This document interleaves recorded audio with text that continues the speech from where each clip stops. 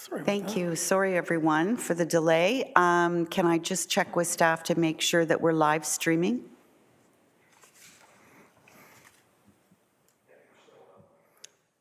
Thank you. And the guests that had joined us earlier, if we can let them back in the meeting virtually, that would be wonderful. Thanks, everyone, and so sorry for the delay.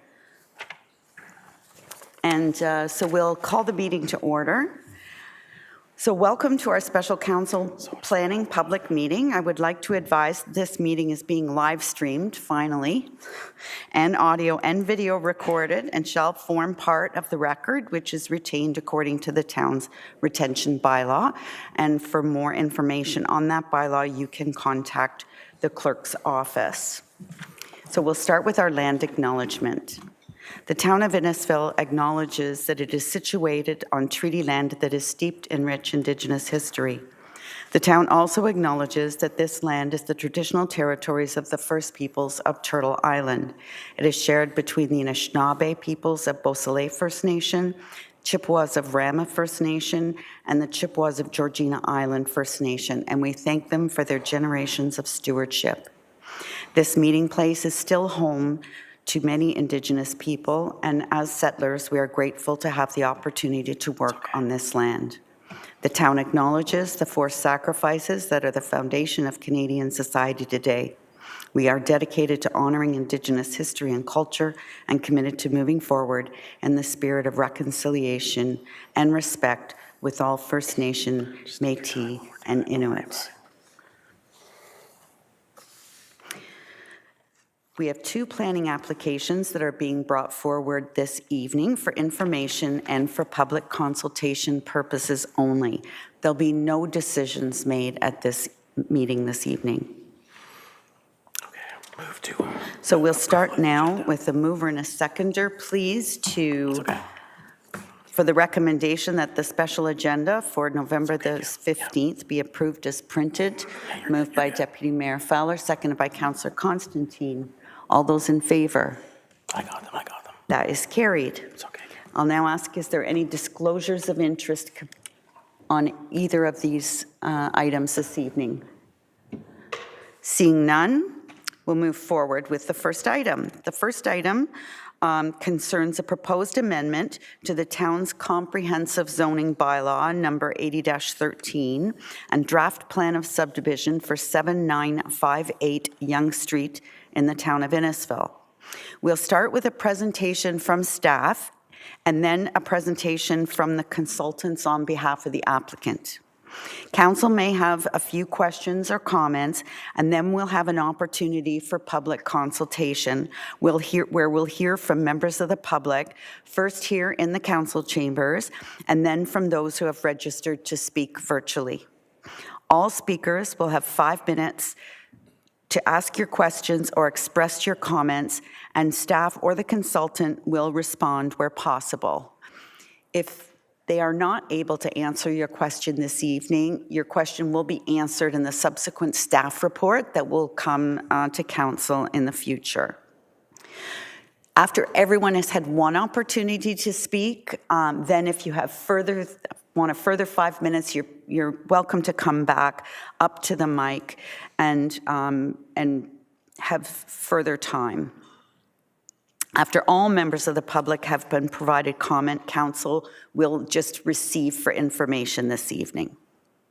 If any member who's watching on live, if any member of the public who's watching the live streams tonight wishes to make a comment, they can email the clerk's services, and these comments will be provided to council and town staff and taken into consideration before council makes a final decision. You may also be added to a circulation list as an interested party where you'll be kept updated on any future information regarding this item, and then you'll also be updated of when it's coming back to the council chambers.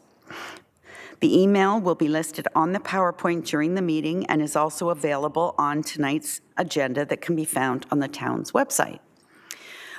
We'll now hear from the Assistant Clerk, Kevin Jacob, on how the public notice of this meeting was provided. Thank you, Your Worship. In accordance with the Planning Act, notice for this public meeting was provided to required agencies and circulated to all landowners within 120 meters of the subject lands on October 26, 2023. Corresponding signage was posted on the property also on October 26th. As well, information and materials respecting the application were posted on the town's Get Involved page. Thank you, Mr. Jacob. Has any correspondence been received by Clerk Services concerning this item? Yes, Your Worship. One piece of correspondence has been received by the Clerk's Office from Mr. John Chornabaj, dated November 15th, 2023, requesting clarification on the necessity of the proposed retaining walls on the west and south sides of the property. And just to note that his correspondence will be circulated to Council and planning staff following the meeting. Thank you. We will now hear from Stephen Montgomery, Supervisor of Development Planning, who'll provide a high-level summary of the planning context of the application. Mr. Montgomery.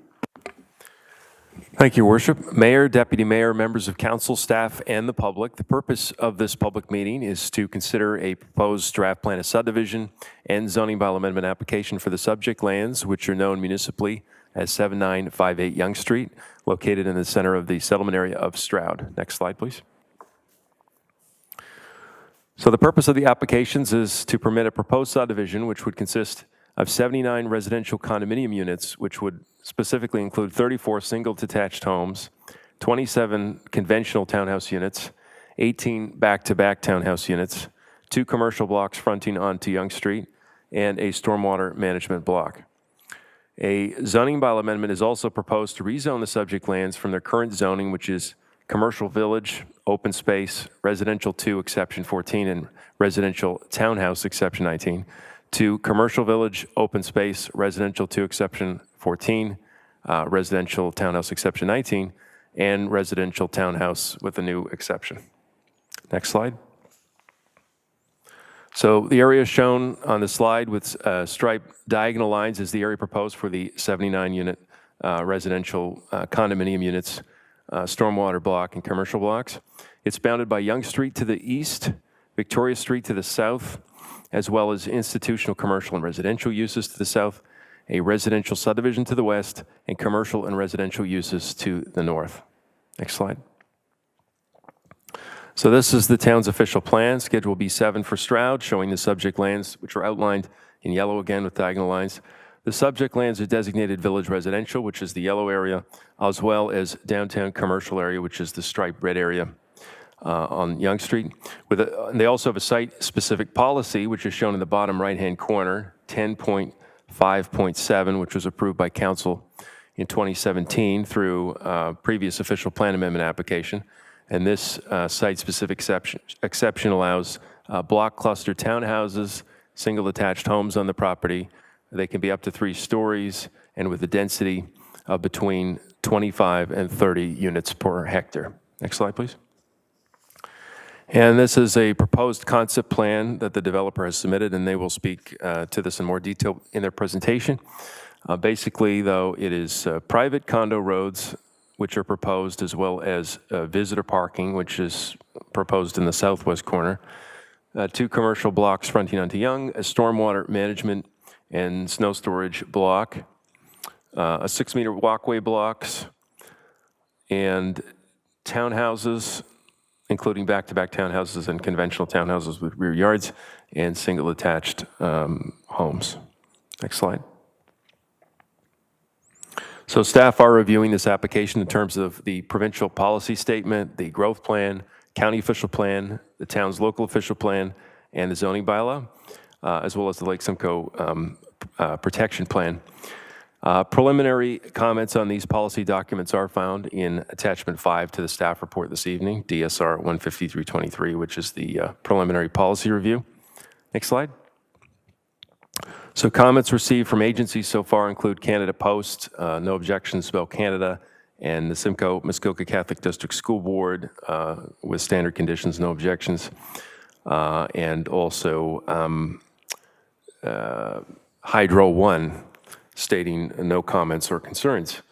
Also, as of yesterday, the County of Simcoe who has ownership of County Road 4, which is Yonge Street, has just submitted comments respecting entrance permits, daylighting triangles, fairly standard comments, questions about waste collection, building setbacks from the county road, as well as stormwater, the questions about the stormwater management and discharge into the road. Next slide, please. So again, in summary, just to reiterate, 34 single detached homes, 27 townhouses, and 18 back-to-back townhouses are proposed for 79 units. They would be proposed on full municipal sewer and water system. The density proposed is about 27 units per hectare, which is within the 25 to 30 range the official plan allows for the site. The proposal provides 2 9-meter wide common element condo roads, which are connected to Yonge Street and Victoria Street. There are 2 commercial blocks that are proposed on Yonge Street, which are zoned CV. They're currently zoned CV, which is Commercial Village. The development is proposed in accordance with the site-specific policies, as mentioned, are 10.5.7 of the official plan approved by council in 2017. Previously, in 2017, a zoning bylaw amendment was also approved, and the new owner of the site, Brookfield, is now proposing some modifications to the existing site zoning for this revised concept. The original concept was 106 units on communal septic, and that included 94 townhouses and 12 single attached. This concept is revised down to 79 units on full municipal services with more single detached and less townhouses. Staff also note there was a draft plan of subdivision formally submitted on the property in 2018. There was a public meeting, but there was no decision or draft approval. So this is considered a brand new draft plan of subdivision application by a new owner. Next slide, please.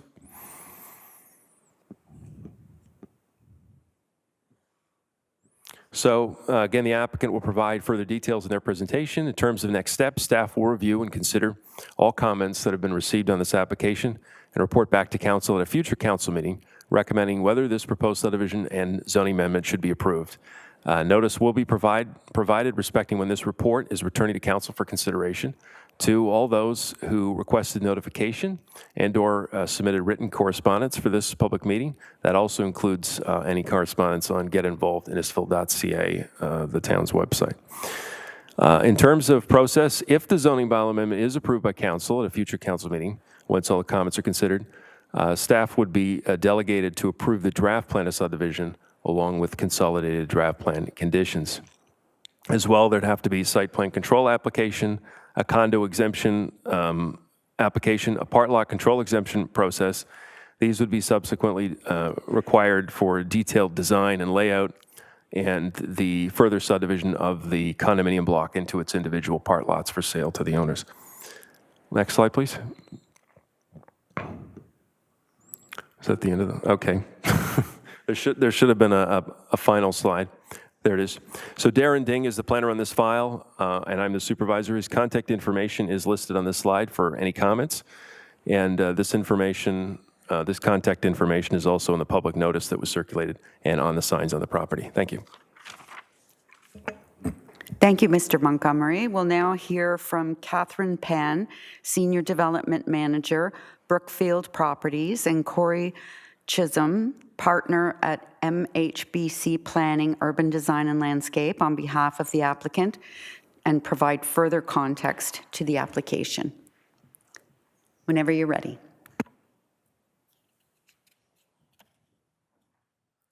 Just waiting for our presentation, but I'll just start. Good evening, Mayor Dolan, members of council, town staff, and of course, members of the public who are joining us here in person and also online. As mentioned, my name is Catherine Pan. I am a Senior Development Manager with Brookfield Residential. Joining me this evening is Raina Thompson and John Martino, also from Brookfield. And presenting alongside me is Corey Chisholm, partner at MHBC Planning. We're looking forward to introducing our plan to you and receiving your comments and feedback. Of course, that's what this meeting is all about. We will be taking detailed notes on any comments or questions received this evening so that we can prepare a comment and response matrix that comes back to the town that has a detailed response to everything that we've heard this evening. Just waiting for my presentation slides.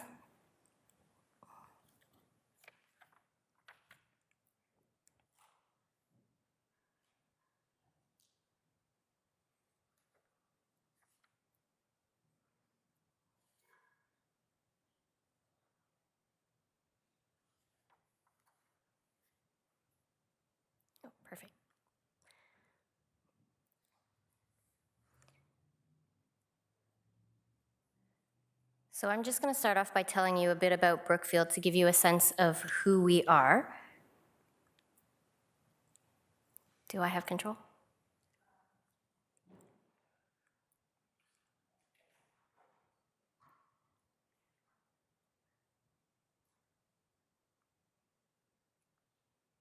Yep. Perfect, thank you. Brookfield is a leading new home builder. We've built thousands of homes in North America. This map that you see up here shows our active communities, our low-rise and mid-rise communities across the GTHA. And as you can see, there's much focus currently in the Simcoe County area. Our goal has always been to build the best places to call home, but doing this goes beyond delivering the high-quality homes that we sell to our customers. To us, it's also about developing sustainable and innovative communities that truly make a difference in people's lives. And these principles extend beyond the home and, like I said, into the community. Some major areas of focus for us have been sustainability, so that's considering design and construction practices that put the environment at the forefront. Innovation, where we offer several digital forward opportunities for our prospective home buyers, but also our homeowners.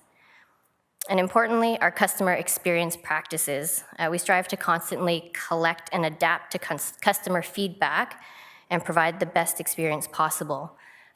It's important to us that we define our customers not just as those who are looking at purchasing our homes, but anyone who we come in contact with, whether that be residents in the community, members of council, members of staff, our vendors and our trades. We consider everyone that we deal with face-to-face as our customers.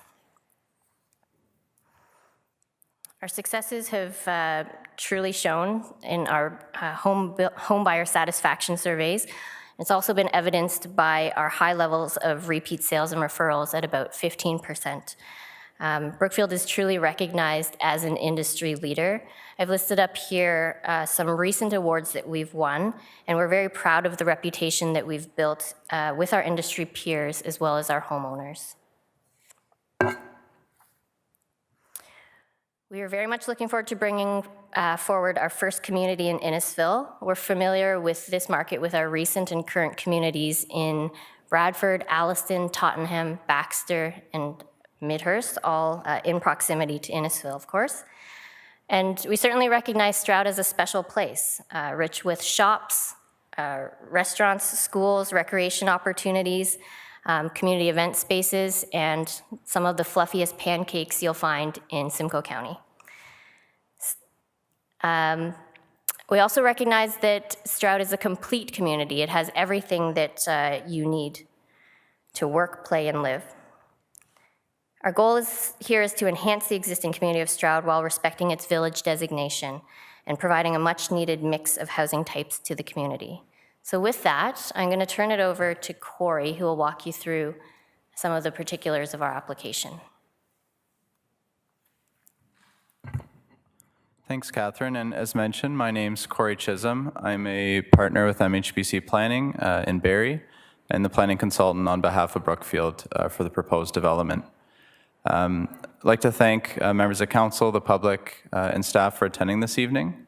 And following the public meeting, and as the mayor mentioned earlier, we'll do our best to answer the questions as they come in, but we are taking detailed notes, and we will be following up with a fulsome resubmission to the town, which will include a written response to all the comments we received both this evening, as well as comments we receive in writing, as well as from other town departments and external agencies that we receive in writing.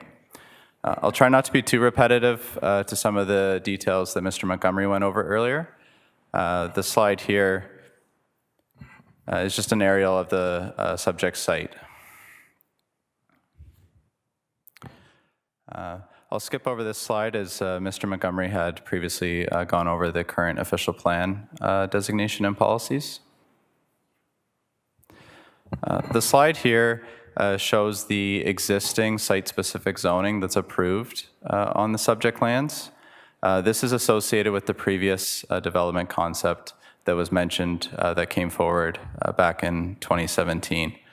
And as we'll see in a future slide, as part of the proposed development, we're looking to adjust both the layout and some of the provisions to that existing site-specific zoning. The one thing I'll note on this plan in the top left corner, you'll see an OS, which represents the open space zone. That did previously reflect the proposed communal septic system that was proposed with the previous development. As municipal services are planned to come to Stroud, part of the revised development concept was to eliminate that communal septic and make use of that land on the site, providing for a more efficient and compact development. So just a bit of planning and development background on the site. As mentioned, the site-specific official plan and zoning was previously approved. The previous development concept for the site did represent 106 units in total, most of those, 94, being townhouses, and they were narrower townhouses at a 4.5 meter frontage. The proposed development with the revised concept we have is proposing 6 meter townhouses. The previous concept also had 12 single detached dwelling units of 12.2 meters.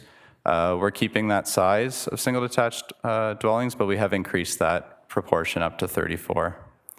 And as mentioned, the site-specific official plan policies permit a wide range of ground-oriented units and does require a density range from a minimum of 25 up to a maximum of 30 units per net hectare. The revised development concept we're proposing is right around 27. So the current applications before council and the public this evening, as mentioned, is a zoning bylaw amendment and draft plan of subdivision. Both of those were submitted back on August the 22nd and deemed complete by town staff on October 12th.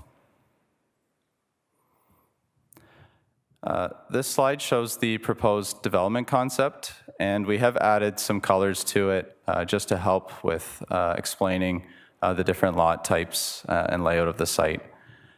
So starting from along Yonge Street, there is 2 commercial blocks proposed on either side of the entrance. The town's official plan and zoning does look to see commercial along Yonge Street, which functions as the main street through Stroud. Above that, on the plan, we do have the stormwater management pond, which will also double as snow storage area in the winter. And that location is at the natural low point of the site, and it also provides a separation from the future commercial uses to the residential uses in behind. We then have the proposed private condominium road coming in off Yonge Street as well as Victoria Street. And we've conscientiously located the single detached dwellings shown in red adjacent to those existing larger single detached lots that our site backs onto.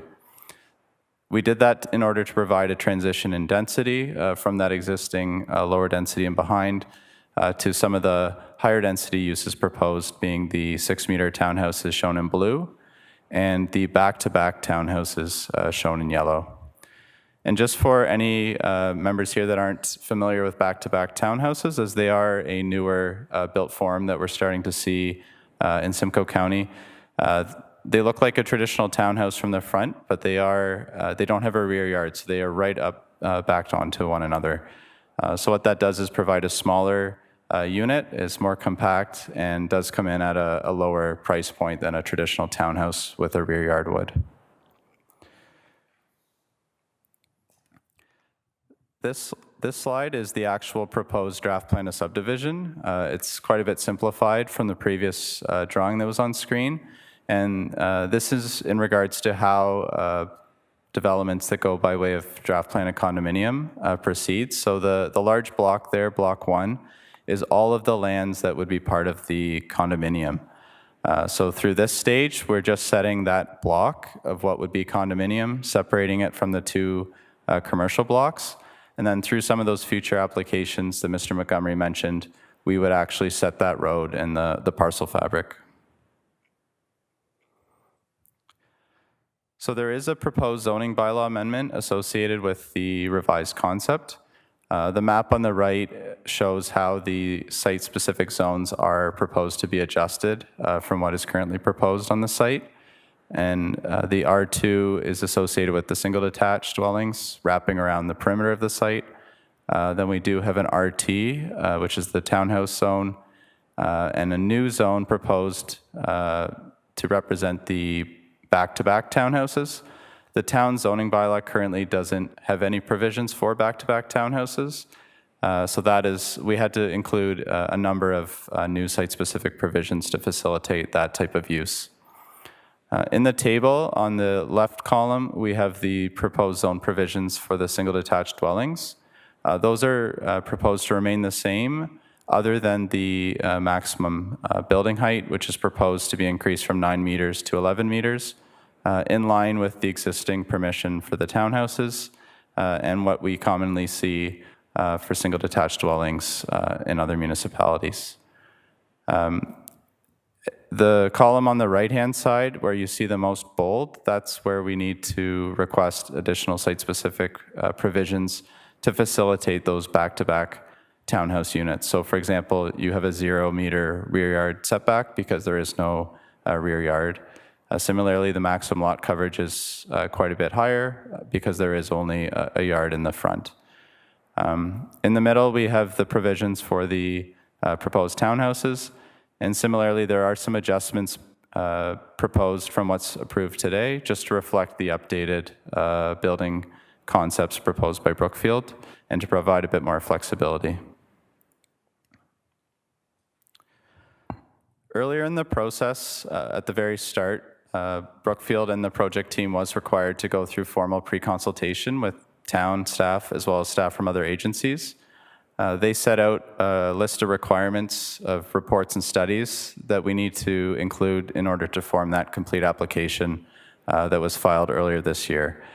So all of those studies have been prepared and submitted that you see up on the screen. And as part of the process, those studies are reviewed by experts from the town as well as from outside agencies who provide comments, and then through the process, our team provides responses and potential updates to those studies.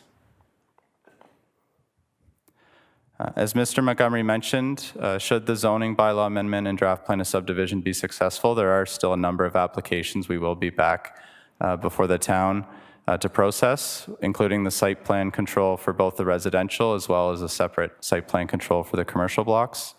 We'll also be back in for the draft plan of condominium exemption application, and then at the very end of the process, removal of part lot control exemption, which would actually subdivide those condominium blocks. So with that, I'd like to thank members of council and the public for their attendance this evening, and both myself and Catherine are looking forward to responding to any questions you may have. Thank you very much. Questions from members of council? Councillor Ices. Thank you, Worship, and thank you for the presentation. I know this property, it's kind of right in the center of Stroud, so there's quite a bit of attention on this, and it's kind of the last piece of the old Campbell farm that is going to be developed at some point. So it's nice to see that in your plans you've kind of scaled it back as when it comes to density, because I know that was a bit of concern of how that fits into the town of Stroud with the putting the single detached homes around the outside. I like that. I guess a couple questions I had. Stroud is a complete community, and it also has quite a busy road going through the center of it. And on the other side of the road is a school and commercial and a beer store. Is there a way that we can put maybe a walkway in there to get to the road? And has there been any consideration about how residents would get across the road to be able to access some of those other things in Stroud? Ms. Pan? Thank you. Through you, Mayor Dolan, to Councillor Ices. Thank you for your question. Yonge Street is obviously a county road, so we will have to speak with the county in terms of any sort of improvements or pedestrian crossings that we may be looking at. We're certainly open to having that conversation with the county. We did a traffic impact study, and there were no recommendations with respect to pedestrian crossings along Yonge Street. But again, we're very much open to working with staff and the county on having those conversations to advance that discussion. Go ahead, Councillor. And then my other question would be, I know in the report it talks about cash in lieu of parkland, and Stroud being more of a mature community, that I get that comment quite a bit, that we could use some more parks. We don't have sidewalks everywhere. And maybe it's hard to tell at this point, but there seems to be a lack of, other than the stormwater, a lack of maybe green space. Is there a way we can incorporate some of those natural amenities, kind of to highlight your focus on sustainability and deal with some of those issues that Stroud residents are looking for? Again, through you, Mayor Dolan, to Councillor Ices. And you alluded to it, certainly the stormwater management pond area. It hasn't been detailed out on the plans that you've seen, but we envision a sort of a trail type system that follows a maintenance access road around that area.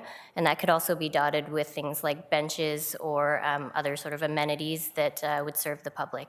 And sorry, if I can just go back to your other question with respect to a walkway going sort of east-west. There is the walkway block traversing through our site. And I know that under the previous plan, there were some comments with respect to sidewalks. And I just want to be clear that there are sidewalks being proposed as part of this development. So there will be that pedestrian continuity from Yonge Street west to Shearing Crescent.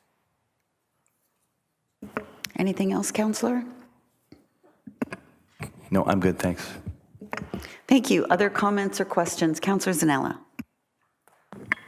Thank you, Your Worship. I'm not sure if this question is for you, but I'm sure you understand through town the width size of the road is 9 meters. Can I ask, is 9 meters a standard size for a road compared to in other subdivisions? Through your worship, 20 meters is a standard road, 66 feet. But for a condominium, these are private roads, 9 meters is quite typical of what we see in private condominium developments. Okay, thank you. So then basically this road is going to be quite a narrow road. So the townhouses will all have, there'll be no parking on the street. They'll have driveways.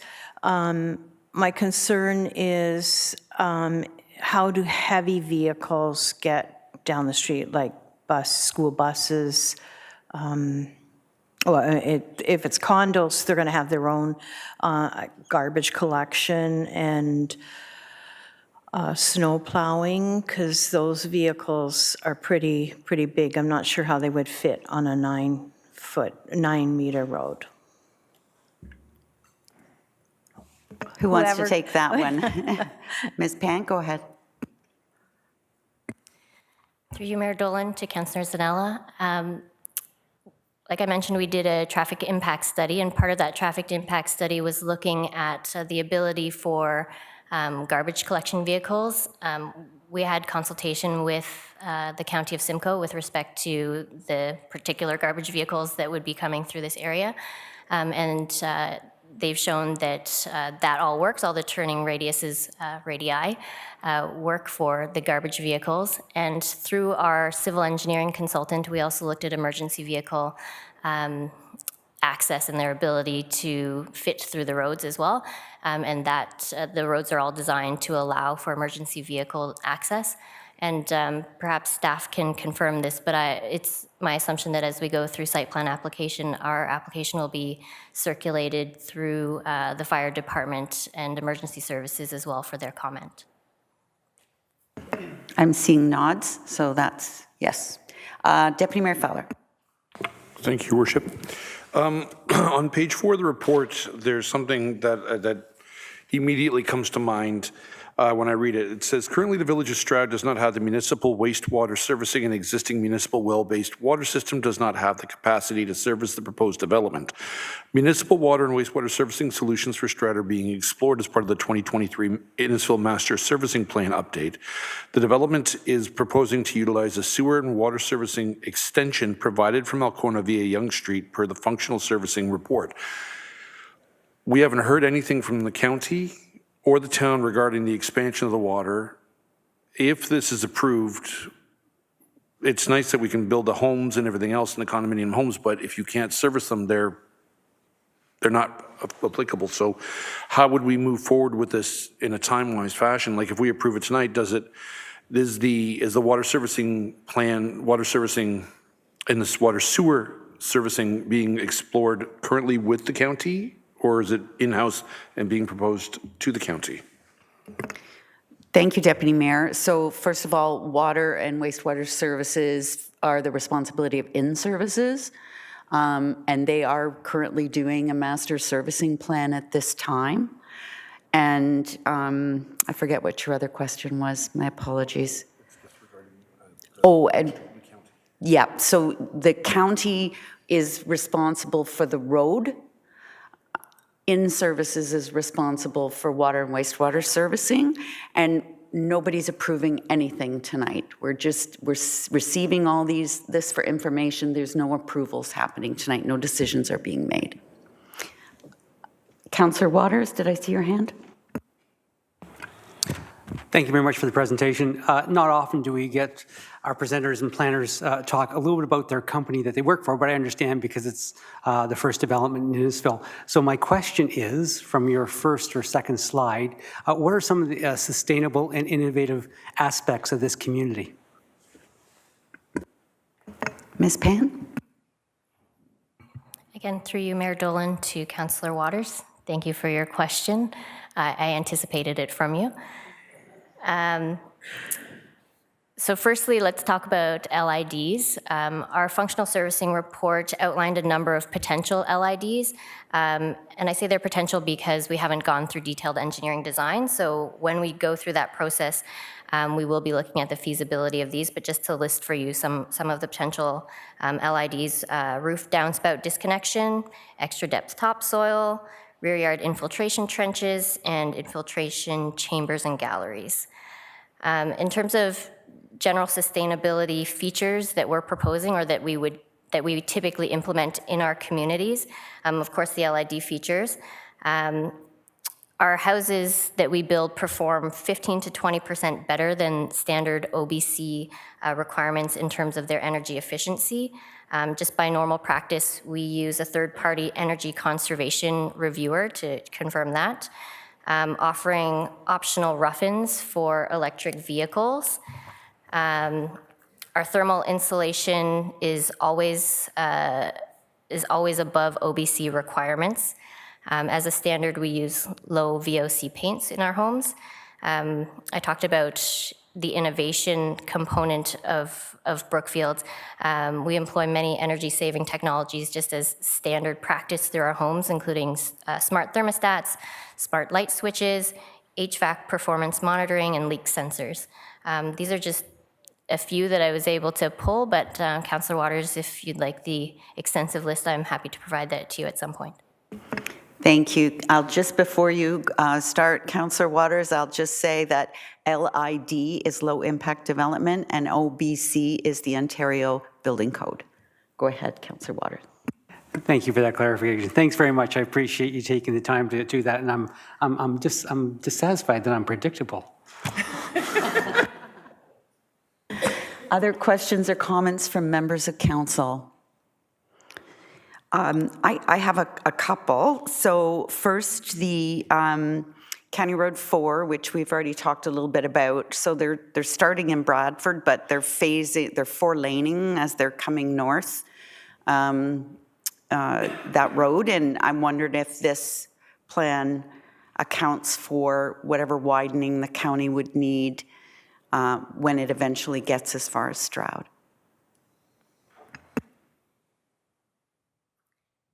Thank you for the question, Mayor Dolan. Yes, there is a widening that is required from our property, and the previous owner has already given that widening to the county, so they have the space that they need from our lands to do that work. Thank you. And then the visitor parking I noticed is at the southwest corner of the property and would be quite a walk for a visitor to park there and walk to, one of the existing townhomes. I'm just wondering, do we have a standard in our zoning bylaw for how many visitor spots you need per condominium unit, or am I going into the weeds too much, Mr. Montgomery? To you, Your Worship, we do have a standard. It is just for the townhouses. Block cluster townhouses require 0.25 visitor per unit. This does meet that. However, we note the roads are narrower, so there isn't as much room for on-street parking. The zoning bylaw as it's written doesn't take into consideration condominium single detached. We don't typically see that. However, the single detached homes with two-car garages would have more parking on site. At least that's how it's proposed. Okay, thank you. And Ms. Pan, I know this might be an unfair question for you, but I've assumed that you've been in touch with In-Services as far as, servicing and timelines. I'm sure some of the residents would be very interested in knowing what the timelines are, and there's nobody from In-Services here tonight, but I wondered if they'd given you any indication on when we might expect those services to find their way, sanitary and water to Stroud. Sure. Thank you, Mayor Dolan. Everything we've heard to date is that water is expected late 2026, and sanitary services 2028-ish. Yeah, so the environmental assessments are underway for sewage pumping stations and force mains as we speak. Thank you. Okay, I think people understood that this then development could not proceed until that servicing happened. And that was all, except to say thank you for acknowledging that you looked at all of the comments from the last public meeting with the last owner of the property, because that's really important that you took into account the different questions, comments, and concerns that came from the residents back in whenever that was. Thank you. Seeing no other questions from members of council, then we can now hear from members of the public who have questions regarding this item. I will first call those in attendance here at Town Hall to come forward to the podium, and please state your name for the record. We have had some people that have pre-registered to speak tonight, so we'll go with those four first, and then we'll open it up to anyone else who is here who has some questions or comments they'd like to leave. So Ms. J, if you could make your way forward. Thank you very much.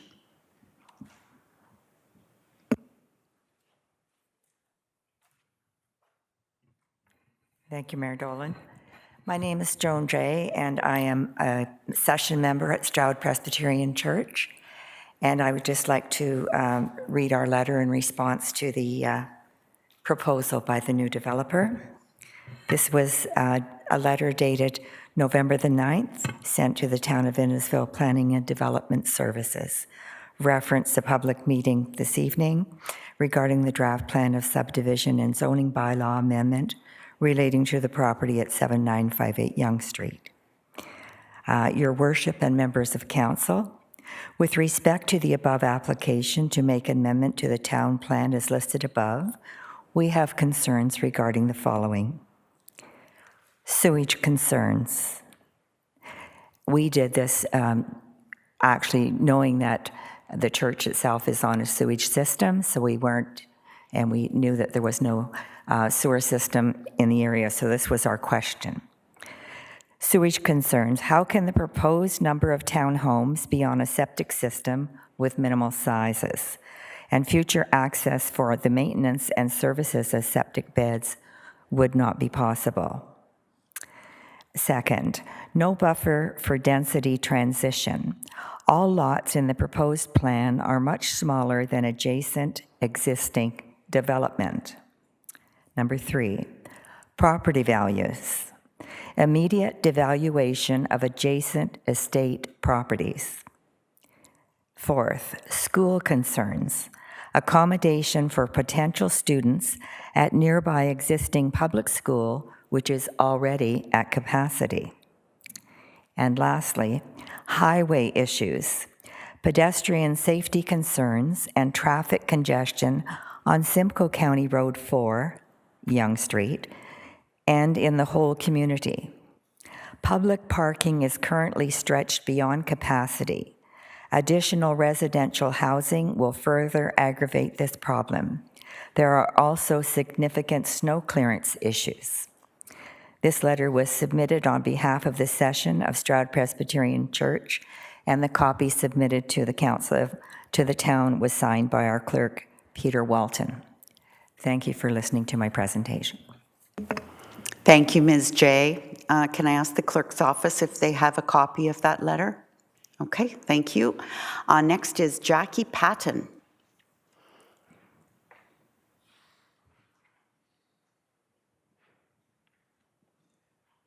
Welcome, Ms. Patton. Thank you. I just had a few questions. You had mentioned the traffic impact study. Can you elaborate a little bit more on that? Because my house right now, I'm at 2160 Gordon, and I back onto Yonge Street. And I hear traffic and speeding cars and all kinds of noise all hours of the night. Adding an entire new community is going to increase that noise. So I'd like to understand a little bit more about that traffic impact study and exactly what that looked like. I also want to echo the same concerns from the church. Parking is you're bringing in all of these townhomes, especially the really small ones. Where are all these people going to park on 9-meter size roads? You had mentioned that, you know, the snow removal and everything else, they have, you did this study that said that, you know, they have room to move. You can come over to Gordon, those big trucks, they're already pressed when they're going through these already normal sized roads. Now you're going to be introducing these tiny little 9-meter streets. We get a lot of snow up in Innisfil. I don't know if if you're comparing it to communities down in the city, but we get a lot more snow. So I had some concerns with regards to that. I also echo the sewers and the septic. I don't know how that's going to work, but my bigger concern is the impacts of that on my in-power rates and my taxes. How much of mine from an existing Stroud resident is going to be increased and taken from services that I value in my community and put to something that I'm really not going to get any value out of. And I also wanted to understand, you had talked about understanding the Stroud community and our village community. I'd like to understand a little bit more how you feel that Brookfield is going to contribute to that. So I didn't hear too much about what you're going to give to the existing community. It's great to talk about what these new homes and these little microscopic townhomes are going to bring, but let's talk about the estate homes and the pride that we take in our existing town of and village of Stroud. What's that going to give to us? That was mine. Thank you for listening. Thank you for coming and thank you for speaking. Next on the list, I can't read it, it's too small. Can you make it bigger? Okay, thank you. Tom Patton.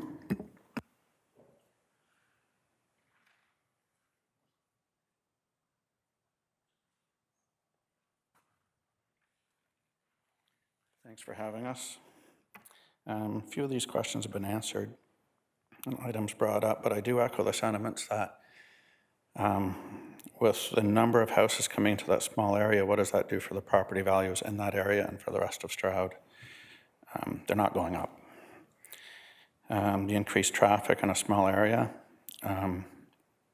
it's going to lead to more expenses like traffic lights, walkways. On Yonge Street, I'd like to know who's going to pay for that. Is it the development or is it the town? And in regards to everything going into this development, how much is it going to cost the town and our taxes? Are our taxes going up? Somebody already spoke of the communal services. Who's paying for those? The developers made a couple comments, and I'd like to know, they said, I'd like to know why is there a needed mix of houses in the community? I don't think there is a need for mixed housing.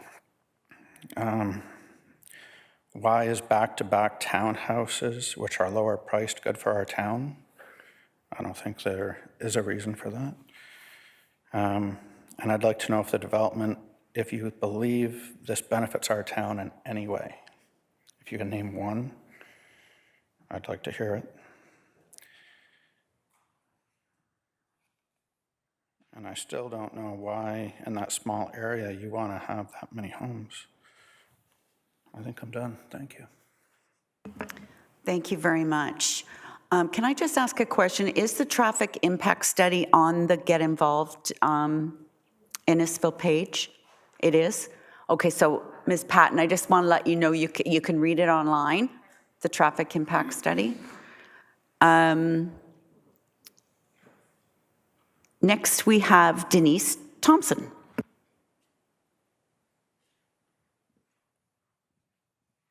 Good evening, Council. My name's Denise. I live on Gordon Street as well.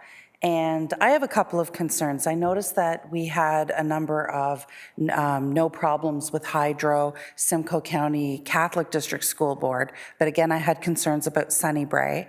And even with the Catholic District School Board, I'm concerned that a number of more students will cause, my kids go to St. Pete's, will cause portables.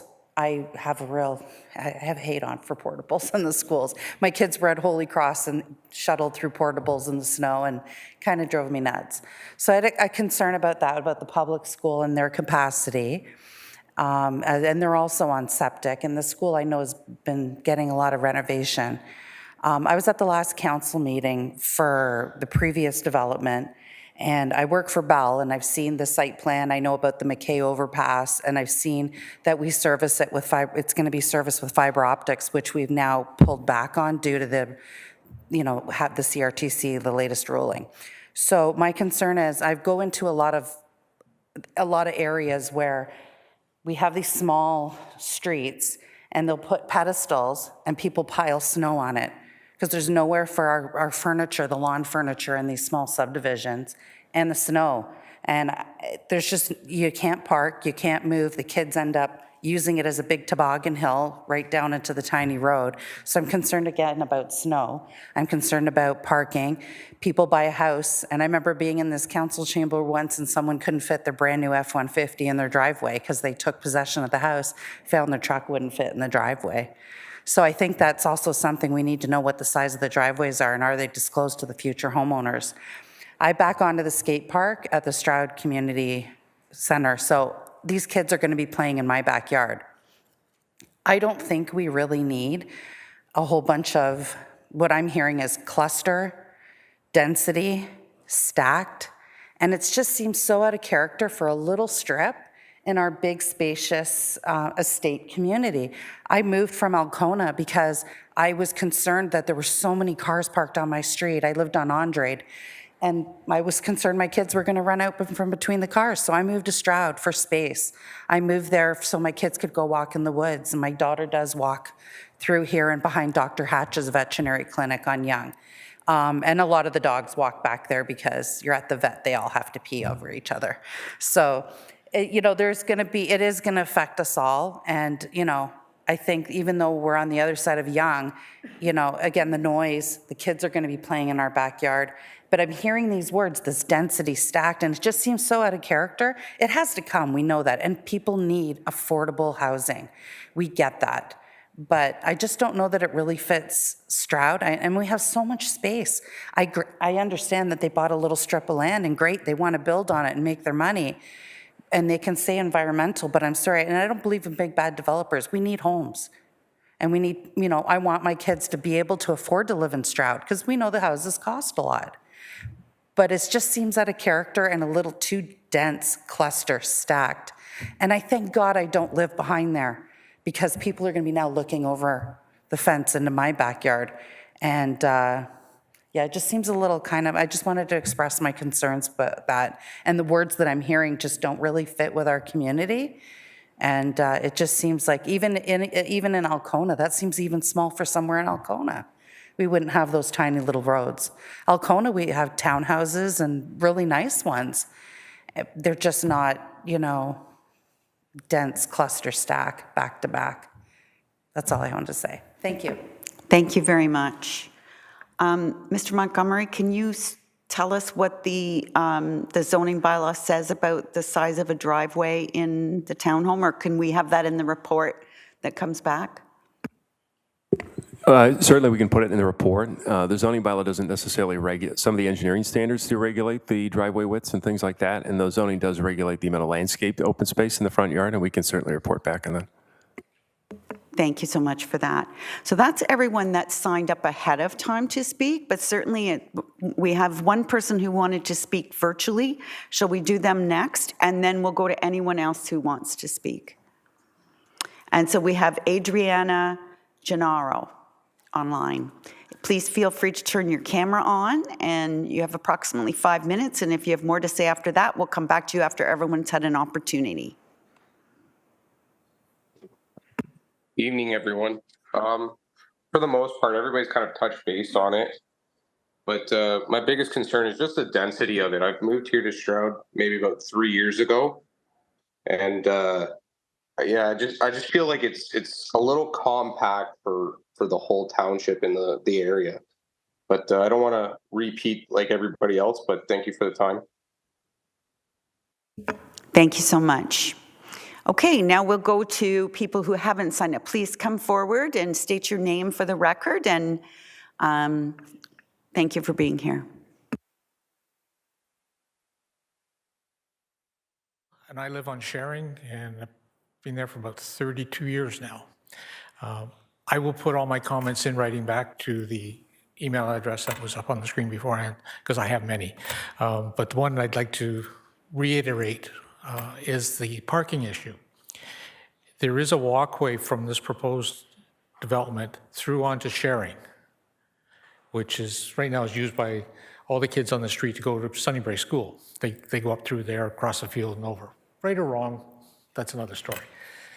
Our concern on the street is that Sharing will be used as the overflow for parking for both construction and for the development afterwards, because 17 parking spots, visitor parking spots for 79 units is not enough. You have one, maybe two parties in that development, and they're going to be out on the Sharing.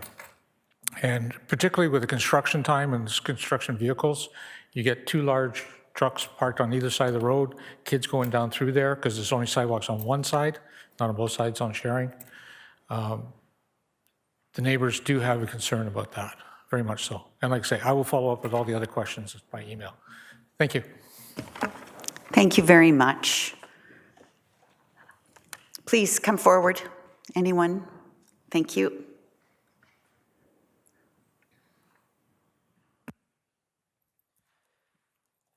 Hey, good evening. My name is Henry Miller. I also live in Stroud on Victoria Street. A lot of things I was concerned about have already been mentioned, but my biggest concern as a father was likely going to be the Sunnybray situation. And I know it was already addressed to some extent, but if these houses are going to be generally more affordable, stacked, lower cost, they're probably going to attract people like me, younger, with families, etc. And the question would be, if there was families there, 2 or 3 children per house, could Sunnybray really handle a capacity of, 150 to 200 additional children being added to the school?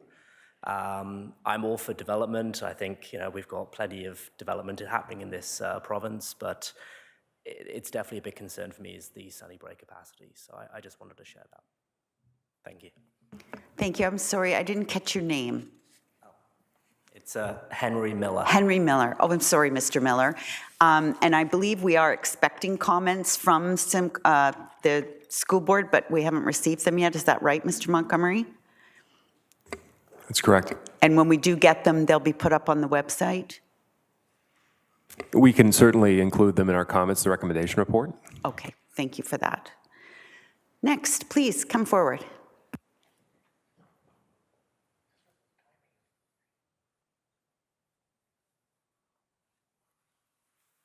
Hello, and thank you for giving me the opportunity to speak. I've lived in Innisfil for longer than most of you are old, okay? So I've seen a lot of change. I have no objection to change. Nothing against what you're proposing, but I honestly feel that Stroud, just like Thornton, are considered to be unique and sought-after places. And from what I'm hearing, we're clustering a bunch of homes. Why can't we use this property to put up some nice homes, affordable homes, not so many homes? Make it more realistic, make it more Stroud. You mentioned that we have shopping and shops and stuff. No, we don't. That's why Stroud is unique, because we have an old community center that people go to and exercise and skate. And we have some rural values here. Please, let's not destroy them. Let's use that land.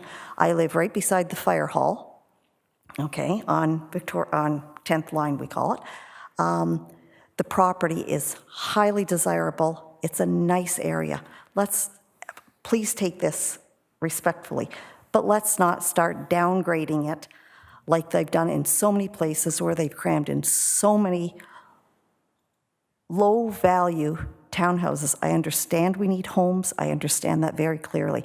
You can build some nice homes on that stretch of land. Don't cram them in. Get your value. Taxes in Innisfil are high, but we pay high taxes because we value what we have. And all I'm asking is, please, let's not destroy that, just for the sake of money. Okay? Thank you. Thank you. Could I have your name, please? I'm sorry. My name is Diane Hughes. Thank you, Ms. Hughes. Anyone else, please come forward. Anyone for the first time, and then we'll get you for the second time. Is there anyone else that wants to speak for the first time? And then we'll get you for your, yeah, perfect.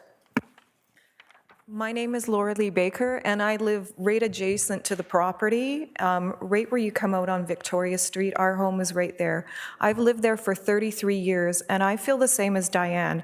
I do not want Stroud to turn into, no offense, Alcona. I do not want it to look like a little full of townhouses, and no offense to all of you too. I know we need homes, but on the other side of Stroud, we got those lovely 3-car garage homes. Why? Why did that go on that side of Stroud? You tell me, all of you up there, why did they get the 3-car garage homes? And why are we getting this?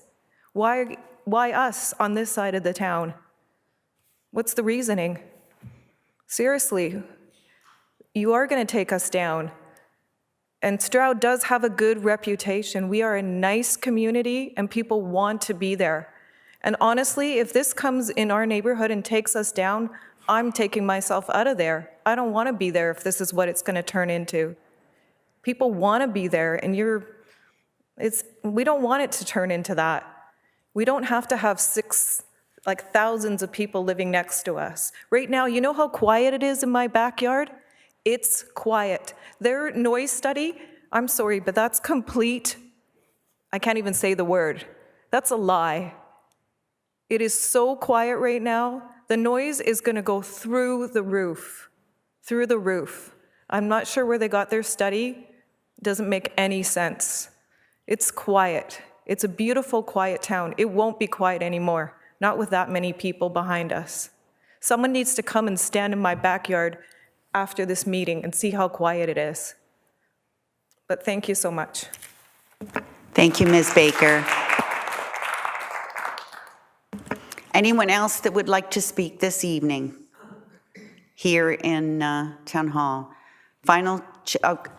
Yeah, go ahead. Mr. Rhyme, is it? It's Robert Reimel. Very quick question. What is the timing for submission of comments? Mr. Montgomery? Comments can be submitted up until the recommendation report returns to council, essentially, which would be 1 month before it returns. But at this point, it could be, for the next few months, we can receive comments. So this calendar year? Yes, that's right. Thank you. Okay, so comments, if you could have comments in by the 31st, but if December, but if you haven't, it's still on the website, and if the report hasn't come back, then you'll still have opportunity at that point. Now, while we were having this discussion, Mr. Jacobs, was there any other comments that came in over email, from people that are watching virtually? Your worship, no comments were received over email. Thank you. We'll now go to the recommendation to receive the comments provided this evening. Can I have a mover and a seconder, please? Councillor Ices and Councillor Drodge. All those in favor? That is carried. So the motion that we just passed is simply to receive all of the information we've got tonight. There's no decision being made. And if you sign up on the interested parties, you'll be advised when that is coming back to us. It's posted, the staff recommendation and the report will be posted online a week before the meeting. So you'll have a week to go online, read it, ask your questions, reach out to members of council before it comes back to council for debate and vote. So I thank you. Did I call the vote yet? Yes, I did. Anyone who wishes to provide comment may still do so and may also register as an interested party to be contacted. And you can contact the clerk's office at clerksoffice@innisfil.ca. Clerk's office, one word, at innisfil.ca. Thank you very much for your participation, and we're now going to move on to the next item on the agenda. We'll now move to the proposed amendment to the town's comprehensive zoning bylaw number 080-13 for the property municipally known as 3476 Crescent Harbor Road.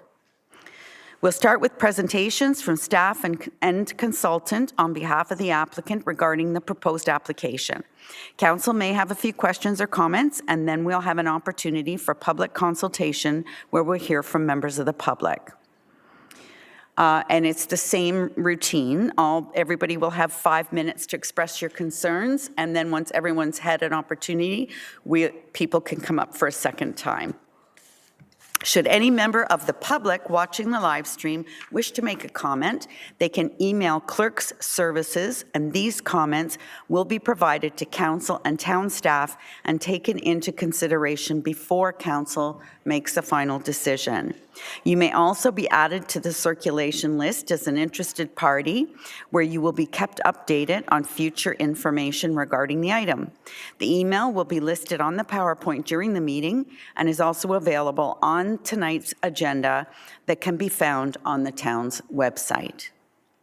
We'll now hear from the Assistant Clerk, Kevin Jacob, on how public notice of this meeting was provided.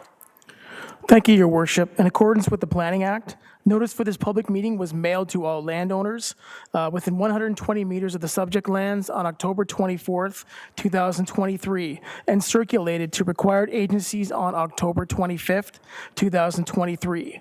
Corresponding signage was posted on the property on October 26th, and information and materials respecting the application were posted on the town's Get Involved page.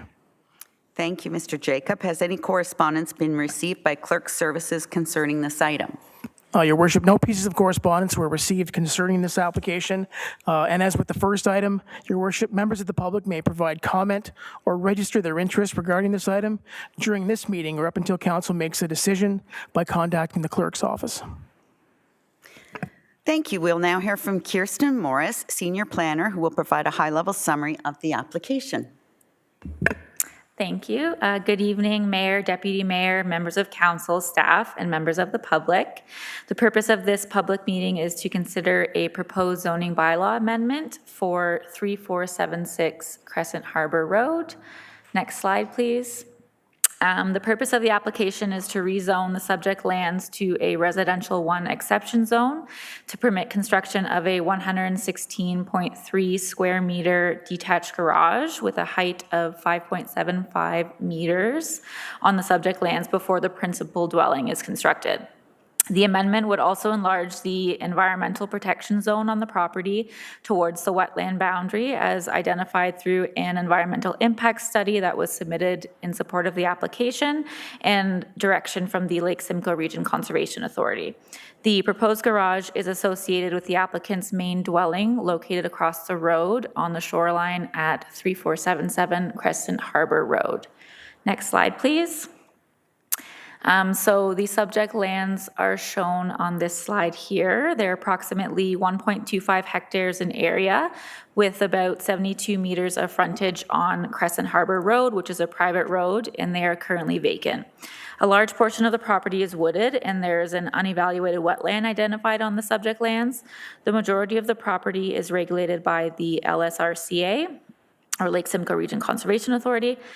Surrounding land uses include a vacant lot zone for residential uses to the north and existing residential uses, lots zoned environmental protection to the south, significant woodlands and unevaluated wetlands to the west, and Crescent Harbor Road, shoreline residential lots, and Lake Simcoe to the east. Next slide, please.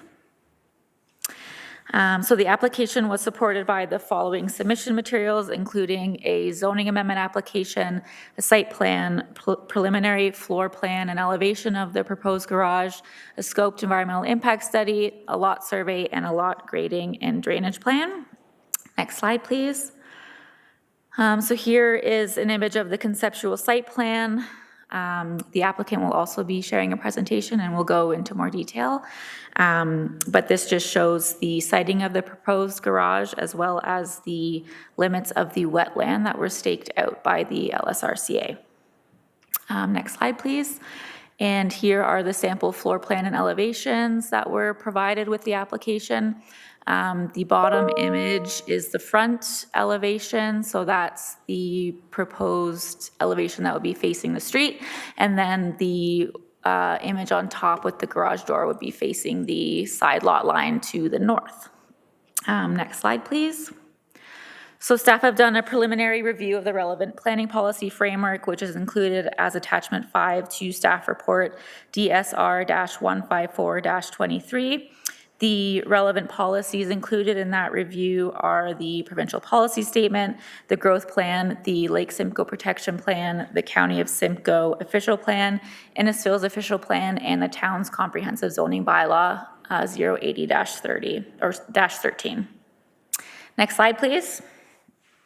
So staff have received one comment to date from external agencies, and that was from Hiawatha First Nation, who recommended that an archaeological assessment be completed based on the property's proximity to Lake Simcoe. And staff will consider this comment as well as any other comments received as part of our further technical review of the application. Next slide, please. So in summary, the proposed amendment will facilitate construction of a detached garage on the property before construction of the principal dwelling and would also enlarge the environmental protection zone to the wetland boundary on the property. Approximately 1,017 square meters of developable area would exist outside of the proposed new limits of the EP zoning on the property that could accommodate a dwelling in the future to the north of the proposed garage. Next slide, please. And then in terms of next steps, staff will review and consider all comments received and report back to council with a recommendation at a future council meeting. Notice would be provided when the recommendation report would be returning to council for consideration to all who requested notification and to those who submitted written correspondence for the public meeting. And that includes any correspondence received on the town's Get Involved website, as well as any emails and letters received as well, and the zoning amendment would then be considered by council at that future council meeting. Next slide, please. And thank you. Thank you so much, Ms. Morris. I understand that both the applicant and the consultant are participating virtually this evening, so we'll now hear from Lindsay Tkachuk of Bailey Designs, who will provide further context to the application. Welcome, Lindsay. Thank you. Good evening, Mayor Dolan, Deputy Mayor, council members, and members of the public. I'm Lindsay Tkachuk of Bailey Designs, and I'm acting as the agent for Mr. Stephen Potter, who is the property owner at 3476 Crescent Harbor Road. I'm just waiting here. I don't see our presentation. Okay, next slide, please. Perfect. I would like to go over the key points regarding the proposed construction of a garage without a dwelling. Next slide, please.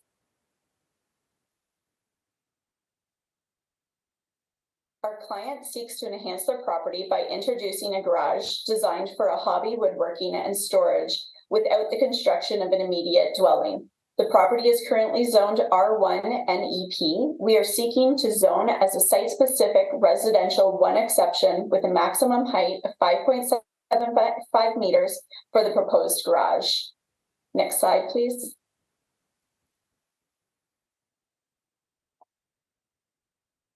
On the left is the property satellite view. In the middle, the zoomed in version of the site plan showing the EP land delineated with the triangle stakes. On the right is the key plan showing the full lot with the proposed garage. As shown in the site plan and key plan, attention has been given to the placement of the garage considering the outline of the EP land. Next slide, please. We have highlighted our commitment to environmental preservation by ensuring that the proposed garage adhere to the boundaries defined by the LSRCA for the wetland area. Next slide, please.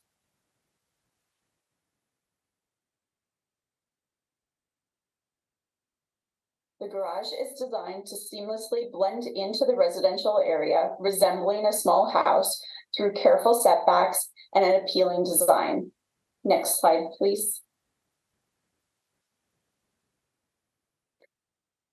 Furthermore, the proposed construction is a functional addition considering the proximity to Mr. Potter's residence across the street.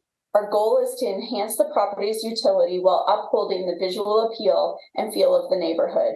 We believe that this project not only aligns with the current neighborhood, but also contributes positively to the aesthetics and functional aspects of the land. Mr. Potter and I are here this evening to answer any questions you may have. Thank you very much for your time. Thank you so much, Ms. Tkachuk. And I'll go to members of council, questions or comments. Councillor Waters. Thank you, Worship. I just want to ask a question around the future development of the property. I do appreciate the fact that you've taken the time to make the garage look like a small house on the property, so it doesn't look like a big double-car garage, which doesn't work with the rest of the neighbor around it. So I do appreciate that you've gone to that extent. But it mentions that the garage is being built before the house. The garage is owned by the owner across the street. Are there any plans to put a residential house on that property with the garage, or is this strictly a request to put the garage and workshop and use it strictly for the house that's on the lakeshore? Thank you. Ms. Tkachuk? For you, Mayor Dolan, there is no plans for a dwelling currently. It is solely for the use of the owner across the street. But we have placed the garage in a manner that in the future there could be a dwelling put on the property. Thank you. Thank you. Any other questions or comments on this item? Councillor Saunders. Thank you for your presentation. I would just comment to council that I did speak to the applicant directly face-to-face, and he assured me that this is going to be used as a garage and only a garage. There is going to be no septic and no water put to it, so it will not be used as a second dwelling. So I just want to assure you that that's what he was proposing is what's going to be there. Any other questions or comments? Seeing none, I won't go to the audience because there is nobody left in the council chambers. So I will ask if there was any questions or comments sent in by those watching online that emailed the clerk's office. No emails received regarding this application, Your Worship. Thank you. So anyone who is watching online and wishes to provide comments concerning this item or register as an interested party to be contacted before this item is considered by council, you can contact the clerk's office at clerksoffice@innisfil.ca. We'll now go to the recommendation to receive the staff report concerning the application. Can I please have a mover and a seconder? Councillor Saunders and Deputy Mayor Fowler. All those in favor? That's carried. Council thanks everyone for their participation this evening and will now go to the confirming bylaw. So I need a mover and a seconder, please, for the confirming bylaw. Councillor Zanella and Councillor Constantine. All those in favor? That's carried. And move for adjournment at 8:03 p.m. Councillor Drudge and Councillor Richardson. All those in favor? That is carried. Thank you, everyone. Thanks to staff and everyone watching.